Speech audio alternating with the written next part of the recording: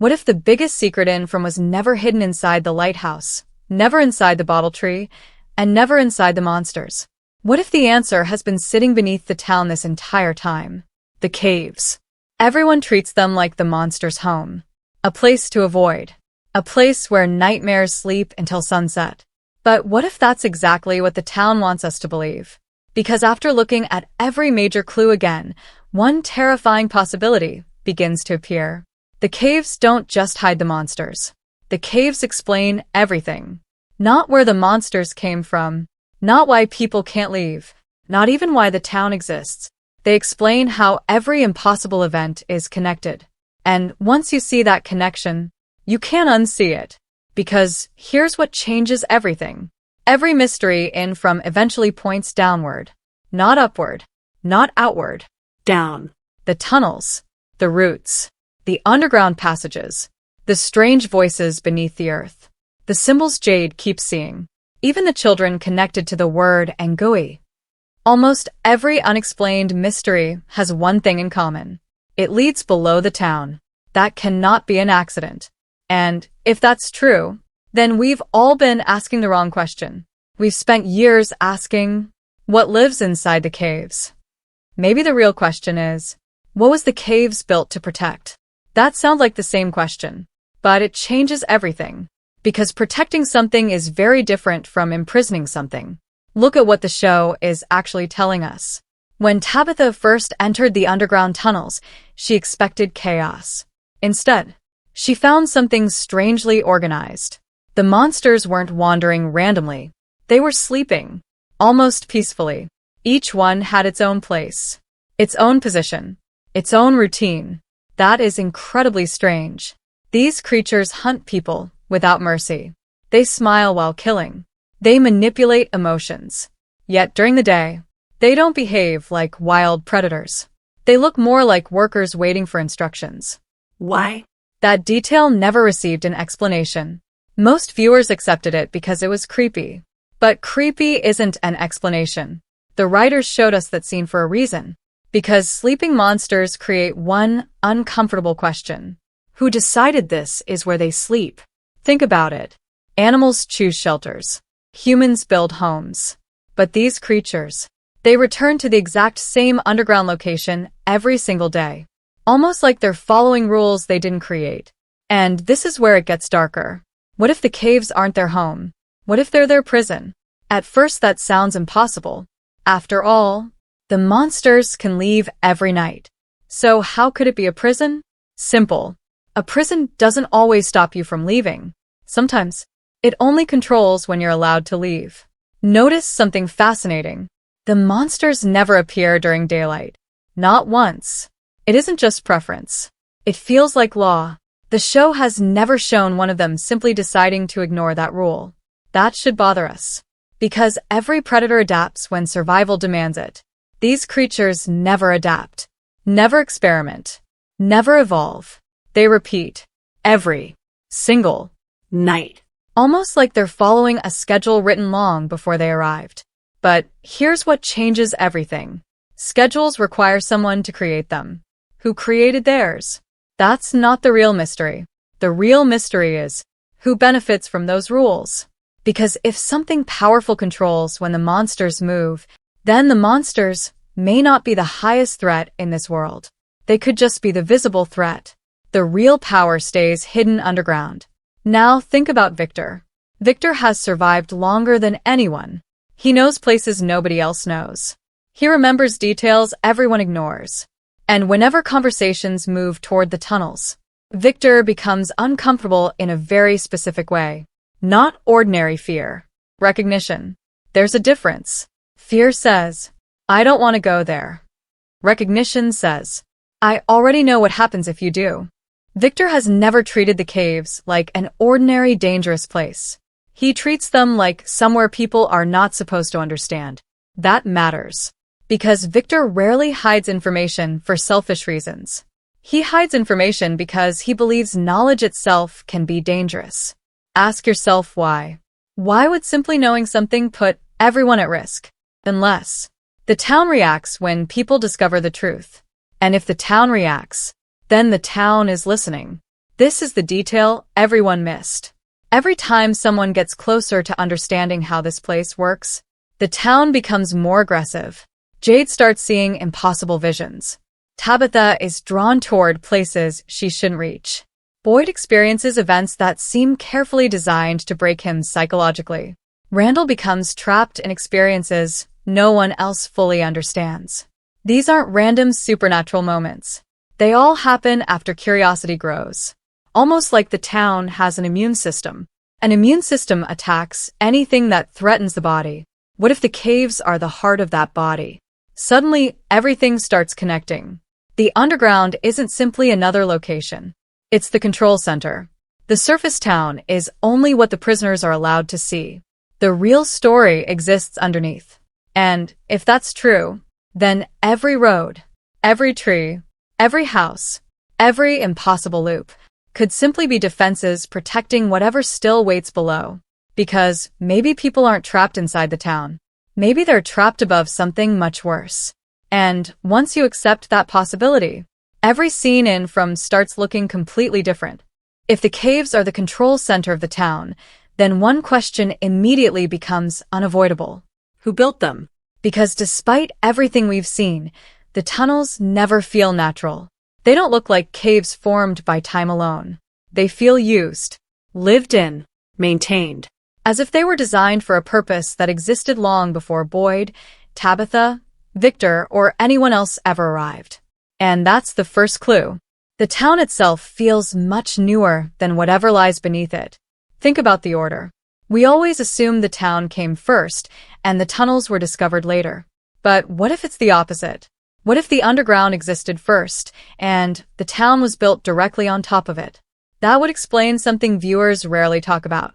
The houses don't make sense. Electricity works, but there are no proper power lines. Water flows, yet there is no visible infrastructure.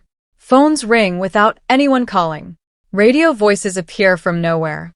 Lights function without a logical source. Every explanation eventually collapses. Unless the town was never designed to function like a real town. Look at what the show is actually telling us. The surface only needs to appear believable. It doesn't need to obey real-world rules. Because the town isn't a civilization. It's a disguise. The real machinery is underneath. And this is where it gets darker. Remember how Jade becomes obsessed with a strange symbol? Most people assume the symbol is simply a puzzle. But Jade never chooses it. The symbol chooses Jade. It appears before him. It invades his thoughts. It follows him into places where no one else can see it. Ask yourself something. Why would a simple drawing have that kind of power? It wouldn't. Unless it isn't a drawing at all. What if it's a map? Not a map of roads. Not a map of the town. A map of the underground. Look closely at its shape. The lines branch outward. They twist. They connect. They overlap. Almost like tunnels spreading beneath the earth. If that's true, then Jade has unknowingly been staring at the blueprint of the entire system. Every vision pushes him toward understanding it.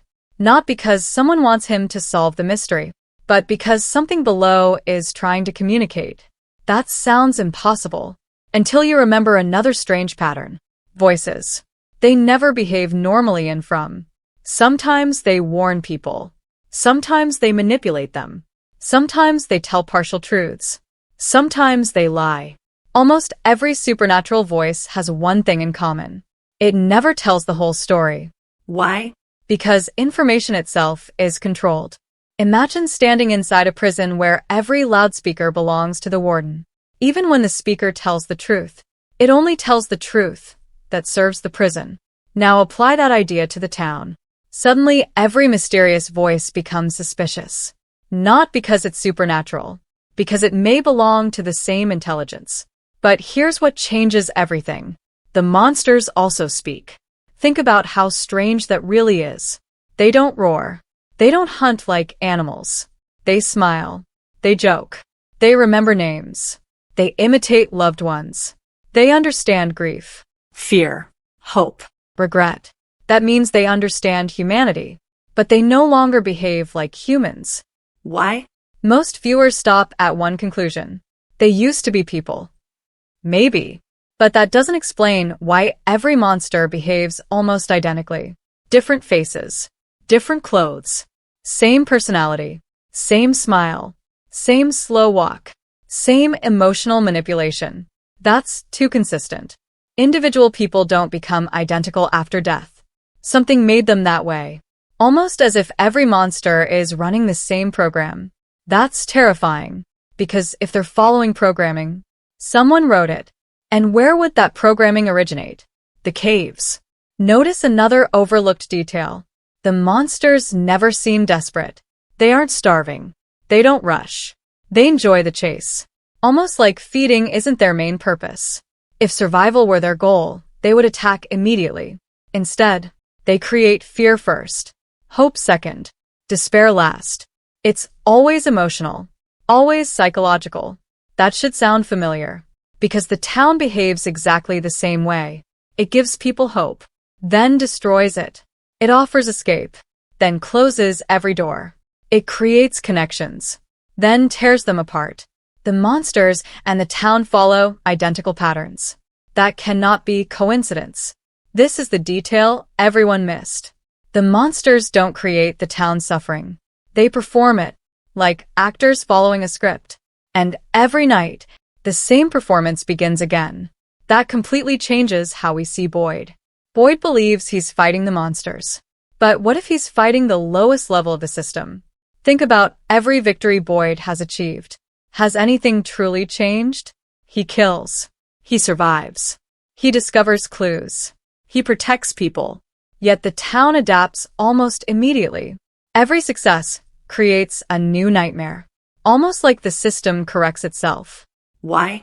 Because Boyd isn't attacking the source. He's attacking its tools. Imagine destroying cameras while ignoring the person watching the monitors. The cameras can always be replaced. The watcher remains. And this is where the caves become terrifying. If the underground controls the monsters, controls the visions, controls the voices, then someone or something beneath the town has been observing every resident from the moment they arrive. Not watching randomly. Studying them. Learning them. Testing them. That explains why the town always seems one step ahead. It already knows what each person fears most. It doesn't guess. It remembers. Which raises an even darker possibility. What if every person who enters the town is already expected? Not chosen at random. Expected. Like pieces arriving exactly when the game requires them. If that's true, then none of the arrivals are accidents. Not Boyd. Not Tabitha. Not Jade. Not the Matthews family. Not even Victor, all those years ago. Every arrival could be part of a design that began long before the first episode. And if the caves are where that design is controlled, then the biggest mystery isn't escaping the town anymore. It's discovering who has been running the experiment from below all along. Now, everything leads to one terrifying possibility. The caves were never built to hide monsters. They were built to hide the truth. And once you accept that idea, every major character starts looking completely different. Let's start with Tabitha. Everyone sees her as the character who keeps finding hidden paths. She discovers the tunnels. She reaches the lighthouse. She gets closer to answers than almost anyone else. But here's what changes everything. Notice what happens every time Tabitha makes real progress. She never receives a complete answer. Instead, she's pushed somewhere else. One mystery leads to another.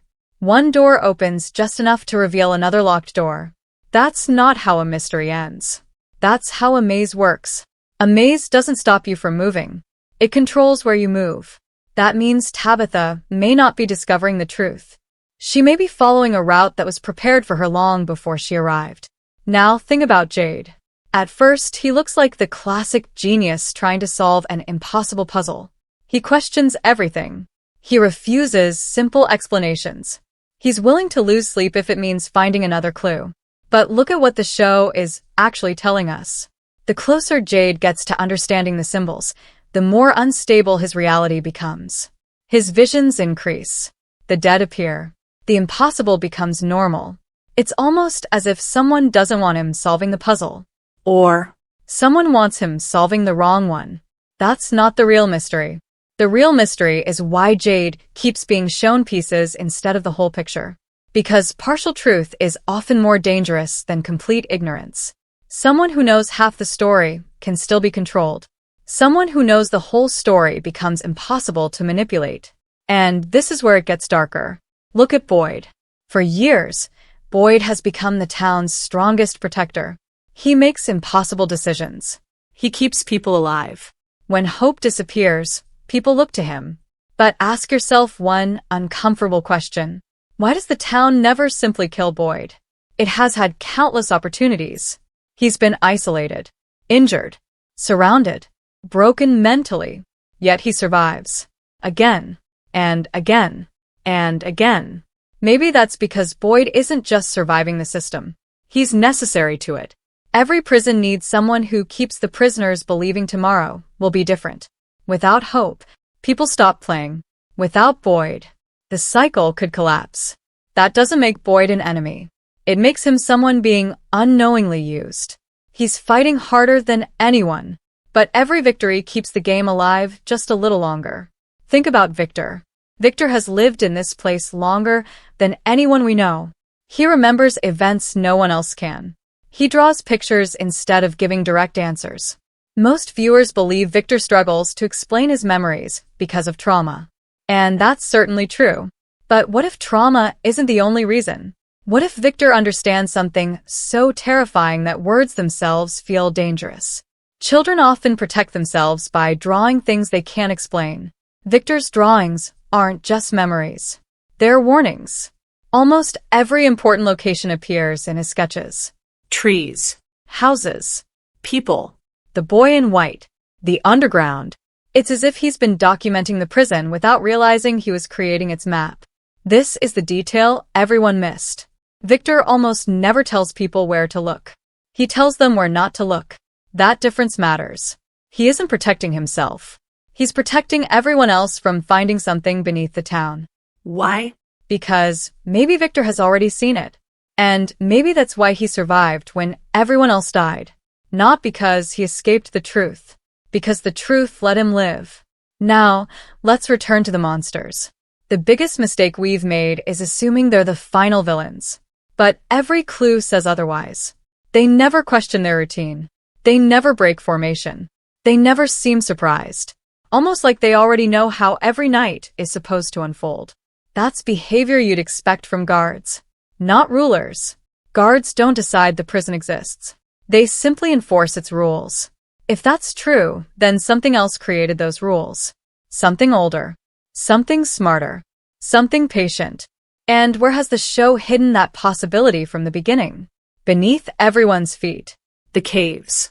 The deeper we go into From, the more the underground feels less like a location and more like a living system. A place that watches, learns, Adapts. Corrects. Whenever someone gets close to breaking the cycle, the town changes. New visions appear. New dangers emerge. New rules are revealed. Almost like the system is rewriting itself in real time.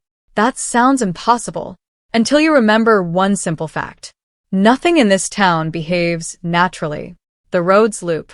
The forest moves. Time feels inconsistent. Dreams become reality. Voices know impossible things. If reality itself can be manipulated, why couldn't the caves be the source of that manipulation? Suddenly, every impossible event shares the same origin. The caves aren't just underground passages. They're the engine of the entire world. Everything above them, the houses, the monsters, the talismans, the visions, even the hope of escape, could be extensions of one massive system designed for a purpose we still don't understand. And that leads to the most terrifying conclusion of all. Maybe no one has ever escaped. Maybe every apparent victory has simply been another layer of the maze. Maybe the town doesn't fear people leaving. Maybe it fears people reaching the bottom. Because if someone finally discovers what's truly hidden beneath those tunnels, the monsters might stop mattering entirely. The real enemy may still be waiting in the darkness. Silent. Watching. Patient. Not hunting people, but studying them. Preparing them. Until the right person finally arrives. And if From Season 4 continues pushing the story toward the underground, then the caves won't just reveal where the monsters sleep. They'll reveal why the town exists in the first place. And if that happens, one final question could change everything we've believed since episode 1. What if the caves were never built to keep the monsters inside, but to keep something far more dangerous from ever reaching the surface?